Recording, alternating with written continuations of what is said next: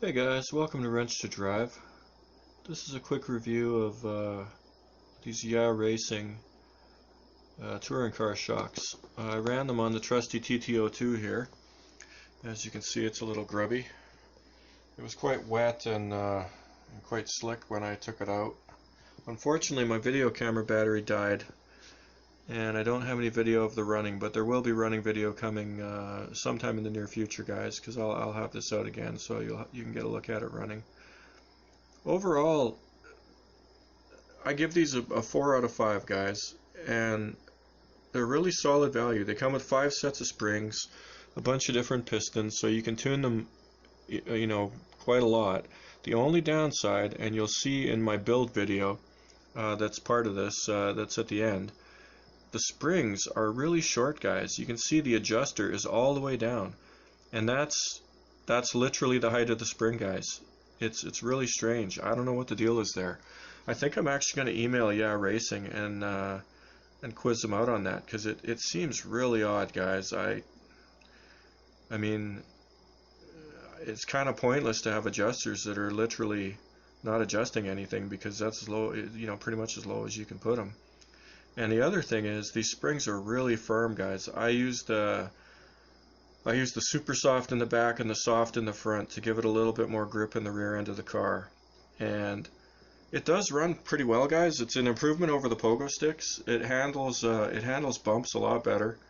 They're definitely more suited towards racing. If you're just bashing, it's debatable whether or not they're really giving you much value, because touring cars in general aren't the greatest basher cars. For comparison purposes, guys, the Kyosho Phaser Mark II shocks are a little more bouncy, but a little bit more suited to bashing, guys. Like, in my opinion, they're not as good. These are actually better shocks, guys, but for bashing, it's kind of a contradiction, because I think the Kyosho Phaser shocks are actually a little bit better for bashing, and these are definitely more suited towards racing, which I think is to be expected. But they get a 5 out of 5 for value. They get a 5 out of 5 for quality. Like I said, if this is an issue where I didn't get the right springs with them, then maybe knock off another mark, because I'll have to do some emailing and whatnot to get things sorted out if there's a problem. But like I said, I don't know. There's something not quite right, but like, the overall quality is really good. It's just, I don't know.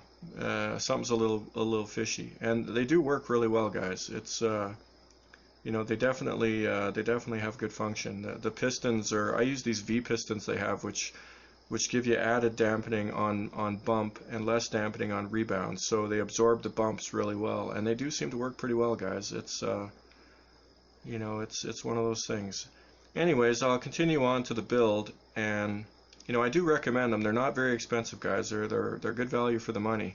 So they get a 4 out of 5 in my opinion, basically because the quality's good, the value's good.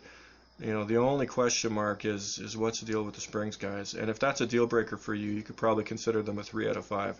It's just, for my purposes, they're still pretty good, guys. Anyways, on to the build video, guys, and you'll get an in-depth putting one together and just letting you know what I think of them, guys, and then and on with the show. So thanks for tuning in. Enjoy the rest of the video, and by all means, have a look at these at rcmart.com if you're interested. They sell them. I think you can get them on Amazon, but they're usually pretty pricey, guys. So actually, and I think they're more pricey on eBay if I recall correctly. So today we're going to do a quick review of the Racing shock gear touring car shocks. And I ordered a set of these, guys, because they seem like super good value for the money. I was going to try a bunch of stuff I had kicking around on the old Tamiya TT-02, but to be honest with you, that's kind of a fail because of a variety of reasons. Some of them are not really suitable to be installed, meaning that they take a smaller screw than the screws that hold the Tamiya shocks on. So without doing something with the shock towers, you can't really get them on there. Something like the WL Toys A959 shocks are a little too soft. Actually, a lot too soft, so those aren't really suitable. I was looking around a little bit, guys, and there's tons of shocks out there for not much money, but for me, being a kind of an old school racing nerd, these were a no-brainer, guys. They were I think $18 US from RC Mart out in Hong Kong, which is about $30 Canadian plus shipping. So the grand total, let's call it $50 Canadian, because I'm for sure not exaggerating. If anything, that's an unflattering price. I ordered a few other little doodads to absorb some of the shipping costs. So like I said, for sure it was actually less than that. It was not $30 though, because obviously you have to factor in some shipping. But the upside is, guys, that I mean the alternative around here is basically the cheap Tamiya oil dampers that are about $30 Canadian. So I paid slightly more, and the reason I decided to do that, guys, is that these shocks come with a whole bunch of springs, 5 sets of springs, guys. And for me, being a nerd, I like setting things up. That was too good a deal to pass up. Now, will most of those springs end up sitting around? My guess is probably. But hey, if you have to go out and buy them, they're going to cost you real money, guys. Springs are close to $10 a set Canadian where I live, so you know they don't give them away, guys. Now what I'm going to do is I'm going to show you how to put together one of these, and then I'm going to put them together, and sometime down the road we'll have a test run to show you how it works. Maybe in this video, who knows, we'll see. And what I'm going to do is I'm going to put 2 together with the super soft springs for the front, and I'm going to put 2 together with the soft springs for the back, because, or sorry, I got that the other way around. Super soft in the back, soft in the front. The reason for that is that what I've seen out of the TT-02 is it tends to be a little loose in the back end, and if you wanna firm up your handling so the back end is a little tighter, you want to go looser on the back, tighter on the front. That's how you accomplish these things, guys. And from what I've seen, a lot of the racers run softer springs in either one end or the other. So I decided to give that a go right out of the box, just to see, guys, because in my experience, that's what I tend to do anyway. So we'll give it a try. And the reason I went with the super soft and the soft is because in the box they come with the super soft springs. So I'm guessing that's a commonly used spring. They don't really have any info, so that's what I'm going by. That's the assumption I'm making. In terms of quality, guys, these are the end pieces. They all look really nice, guys. There's there's no obvious blasphemy. The plastic looks nice quality. The shocks themselves are really nice. They're anodized aluminum, obviously. I went for the pink ones because they were cheaper, plain and simple. I'm old. I don't care that much. You know, when I was younger, I wouldn't have wanted pink shocks, but I'm old. Don't care. The money savings was about $5-6 US, I think, so almost $10 Canadian. You know, nothing to sneeze at, guys. So we'll take that. And the way I figured it was, if I really wanted to get this pink off there, all you do is use a little oven cleaner, guys, and it'll take the anodizing right off aluminum. I should probably do that right now because, I mean, once I put these together, what are the odds I ever take them apart, clean them up, and get that anodizing off? You know, not very good realistically, but I'm not going to. So, you know, if years from now you still see me running these pink shocks, well, you know that I like them, and you know that I was too lazy to clean them up. So there you go. That's those. They come with all your seals and bushings, and they come with a variety of pistons, which is also really nice. The cheaper shocks, typically they're going to come with maybe a set or 2 spares of different sizes, like, you know, 1-hole, 2-hole, 3-hole, maybe 4-hole. These come with 1-hole, 2-hole, 3-hole, 4-hole, plus they come with 2 sets of what they call V pistons, which I'll show you here. Make sure we're focused. So these V pistons, the holes in the pistons are V-shaped. So more oil goes through under compression, less oil comes back under rebound. So it absorbs the bumps in the corner better, which sounds like a damn good thing to me, guys, because where I live there's lots of rocks, and if you've seen my running videos, the cars tend to bounce around quite a bit. So I'm thinking that those pistons should be really sweet. So I'm going to try out the 2-hole ones. Just taking a guess, guys. We'll see. I do tend to like a little bit of a firmer piston in my experience in the past, and that's based on off-road. So on-road is probably not really translatable, but whatever. We'll give it a try. You got to start somewhere, right, guys? The other thing this kit comes with, guys, is oil. Comes with some shock oil, and yeah, you're good to go, guys. Comes with everything you need. last but not least, we have the metal parts, guys. We got the ball ends for putting these together, and they look nice quality, guys. I don't know, let's see if we can have a nice look here, guys. I've looked at them fairly close. There doesn't seem to be any blasphemy. I'll be surprised if they're really soft metal. That's typically the downfall, guys. Some of the Chinese stuff you buy, you know, you get these, the one that killed me, guys, was I was screwing a metal screw into a plastic orifice, and the plastic orifice had screws screwed in and out of it many times, so, you know, it's not like I was cutting threads, guys. It was, you know, it was a pretty soft scenario, and I busted the screw. Like, it twisted the end off the screw, guys. It was that crappy, and I promise you, I've got decent touch, guys, and I wasn't reefing on it as hard as I could. You know, it was a little screw. It was like an M2. Yeah, it twisted it right off, guys. It's, you know, some of them are just that bad. Nothing in this kit looks bad. Everything in this kit looks really nice, guys. And like I said, for 30 bucks Canadian, you know, I don't know what a guy's expectations should be. Like, that's cheap, guys, for what you're getting. All, you know, tons of variability. You know, basically a nice set of race shocks, guys. It's a good deal. I expect them to be pretty decent, and like I said, the quality looks really good, guys. The shafts, which you know, it definitely matters what kind of quality you got, guys, and you know, they're nice. They look anodized. Oops, here we go. They look anodized. This might actually be a grade 8 shock shaft. So the grades of screws tell you how strong they are, guys, and grade 8 is like race car parts, guys. A lot of grade 8 stuff is kind of this color. It doesn't. I'm skeptical, because grade 8 automatically means hideously expensive, but it's possible, guys. And I mean, if they are, it's unlikely they're going to bend, guys. They're probably going to last forever. We'll see.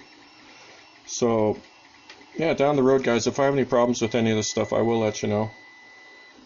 But initial impression, very favorable. So let's put one together, guys. I'll give you the quick how-to putting a shock together. So the first thing you do is take everything apart, because you're gonna need to do a few things along the way. It's all pretty simple, guys.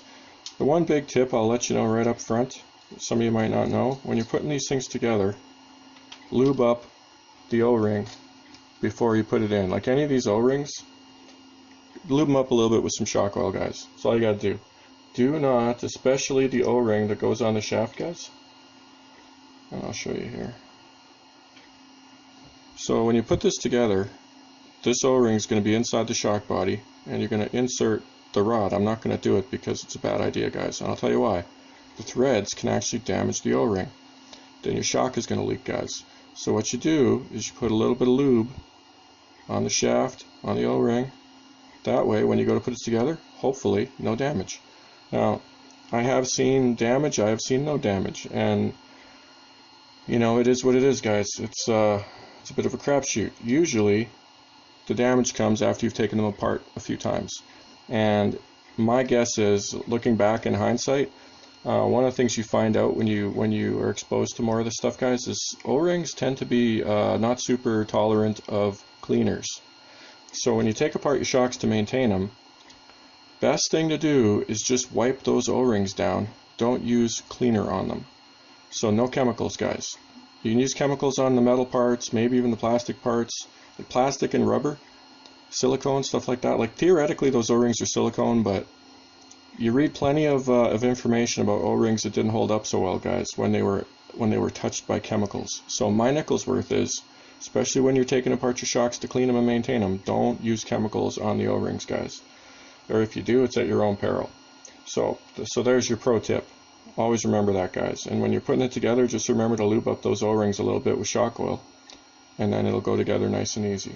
Everything else is just following the instructions, guys. And one thing I'm just going to mention up front, guys, is that actually I'll just show you on the picture because it's easier. So another nice thing about these shocks, guys, is that they have a handy dandy guide, a rod guide, which a lot of the cheap shocks don't have, guys, and that's going to make your action very smooth they got a spacer in there, and then they got an O-ring. You can also run 2 O-rings without the spacer. And a lot of shocks have double O-ring. I'm going to put these together the way the instructions say, guys, because, I'm going to assume that the people that designed these, had a plan. And away we go. Another thing worth noting, guys, is that these things have a urethane bushing up top.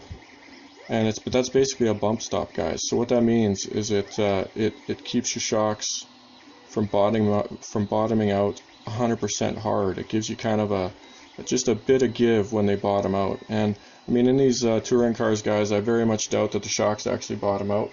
But who knows? I might be wrong. And that's what the bump stops are for, guys. So anyways, enough babble. I think I've covered all the features of these shocks at this point, guys. So now we're going to put them together. And if you're bored, if you know how to put shocks together, you probably don't need to watch this part. One of the things that these have, guys, is they have an O-ring. Oop, little oil that goes inside the adjuster, guys. Kind of nice. Not a super common thing in the cheap ones.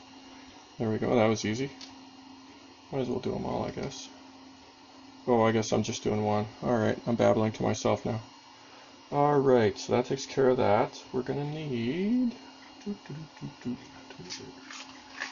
C-clips.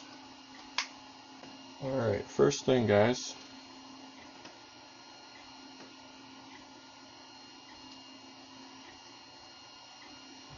Step 1, put a C-clip on the shock post.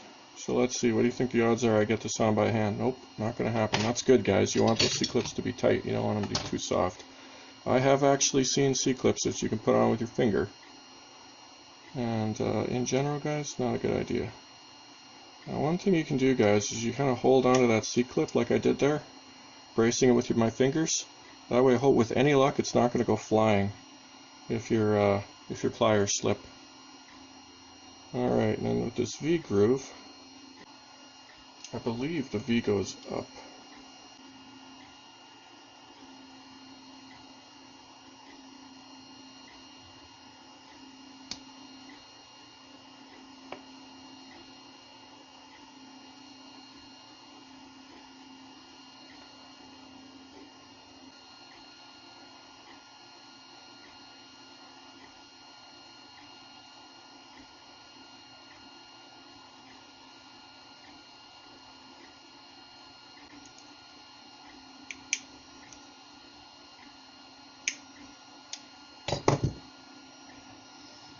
Alright, there we go, guys. Yeah, these are a real tight fit, guys, and that is what you want.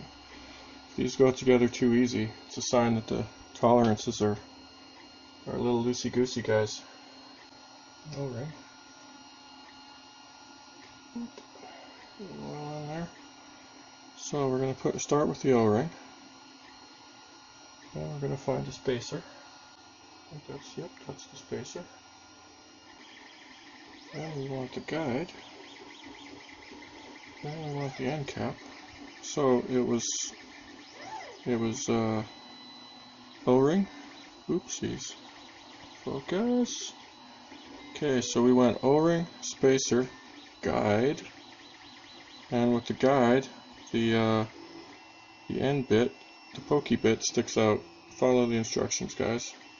You'll be fine, and this should thread on nice and easy, which it does. So that's a win. Then we take our piston, and very gently insert it. Goes in real nice. Oh, look at that, smooth, guys. This is like butter. Nice. Should work really well, guys. Alright, then put on our adjuster. Oh yeah, very smooth. Very smooth. That O-ring makes everything beautiful. I'm going to leave it adjusted a little bit. And at this point, we've put it together so you can wipe off the shaft a little bit, because you're going to need to grab onto it. There's a couple ways you can do this, guys. You can use a piece of paper towel or cloth or something. You can put a little bit of that around the shaft and you grab it with pliers. or you can use some cutters and grab the end. I'm going to use this grabbing the shaft with some protective material on there with pliers, guys, because personally I think that works better.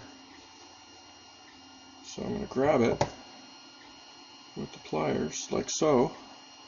Oopsie, like so, and that's going to keep that shaft from getting damaged, guys.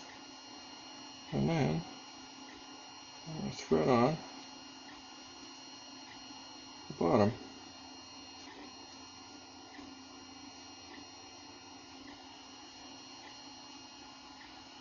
Like so.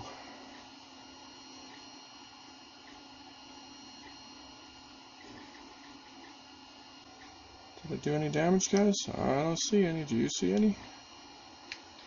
Smooth like the butter. Zuba, zuba, zuba. Yay. Alright. So that takes care of that. And we're going to put our end cap together, like so. Same as any other shock, guys. Alright, we're going to fill up the shock.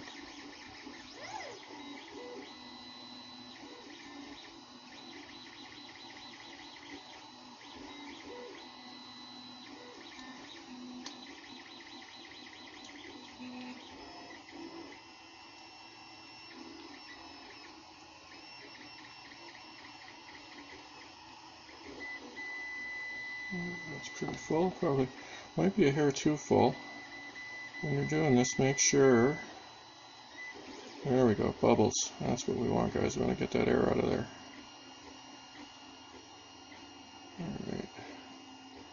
You see that? Oop. Just work that up and down a little bit, guys, and get all the air out of there. Wow, that's a lot. That is a lot of air bubbles there, guys. You want to let those bubbles all slowly pop away before you put your end on, guys. Just gonna put a little bit more oil in there.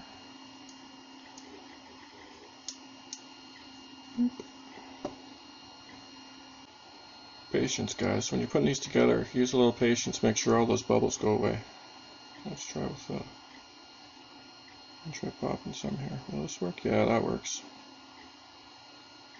There we go. Alright, I'm going to call that good. Oops, can we see that? Yeah, there's a lot of bubbles there, guys. One of the things you want to do when you put your seal on, slide it across. With any luck at all, that means there's no air in there. The urethane bushing, oopsies. It's a lot easier when you're trying not to look at the camera. Put your urethane bushing in there, guys. I am going to compress this shock. Hopes of getting, oopsies. Yeah, we're making a mess. Alright, let's call out a win. It's probably good enough. And you screw your end on there, guys.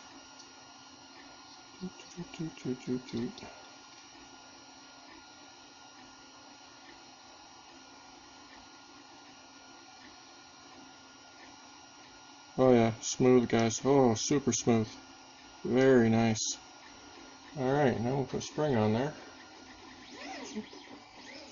And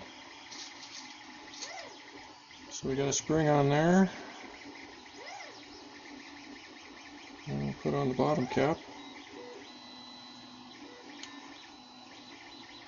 Oh man, cameras make everything harder.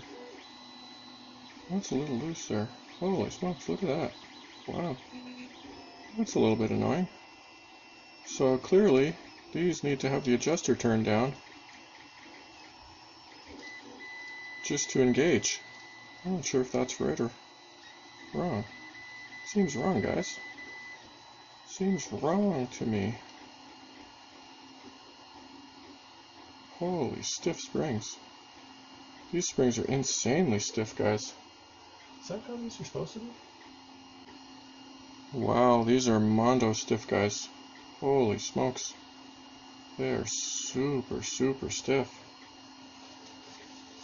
I have a sneaking suspicion I'm not going to like these. That's a bummer. we'll see, I guess.